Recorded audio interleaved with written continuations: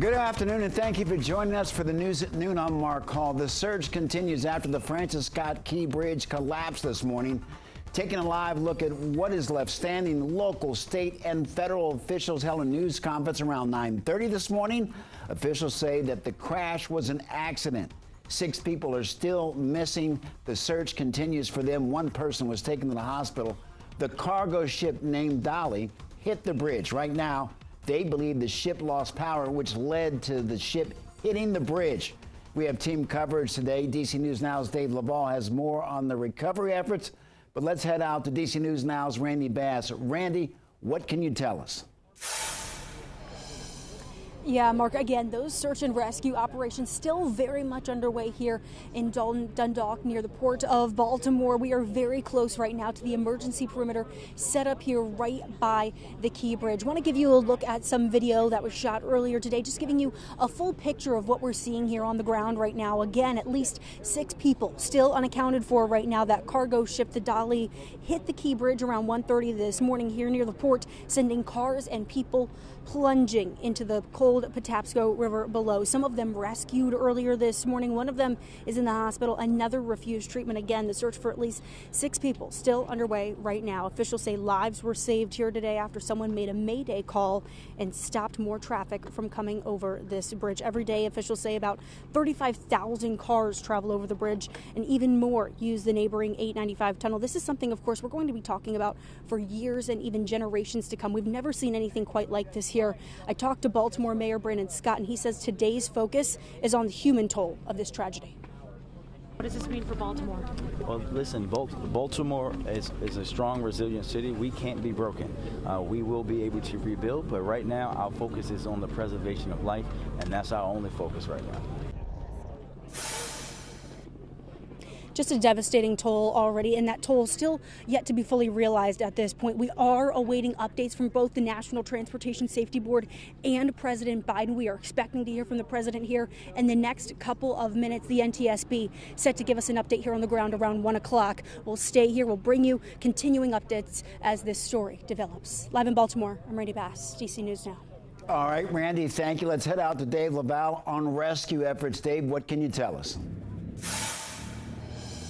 Well, good afternoon to you, Mark. Right now, we can tell you we're standing along Fort Armistead Road, which does lead to industrial sites down the road from where we are, and also that bridge. However, traffic right now is just limited to drivers making deliveries to those various plants and emergency responders.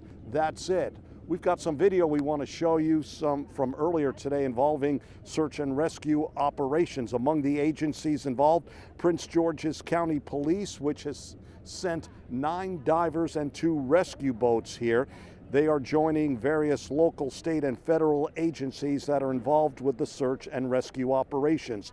2 people were pulled from the water earlier, while 6 remain unaccounted for at this point. Again, we are at Fort Armistead Road, which is right now just limited to truck drivers making deliveries to and from the plants that are located just down the road from where we are, and more importantly, the bridge. This area does pretty much remain closed at this hour.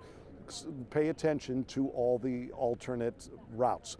We are live in Baltimore. Dave Laval, DC News Now.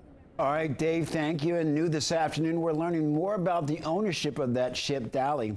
The ship is owned by Grace Ocean, a private limited, and managed by Synergy Marine Group. They say the 2 pilots were on board at the time of the crash.